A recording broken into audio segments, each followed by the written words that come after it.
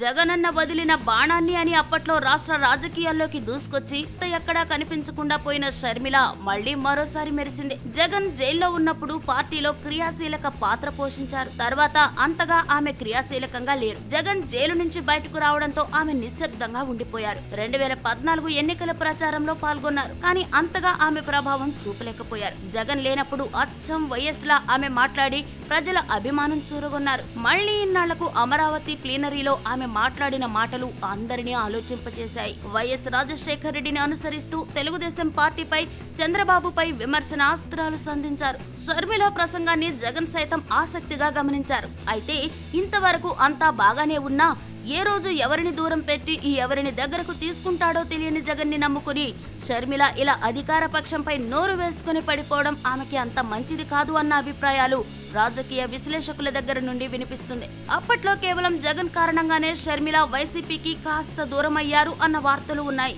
2019లోపు అలాంటిది మళ్లీ రిపీట్ కాదు అన్న గ్యారంటీ ఇవ్వలేము.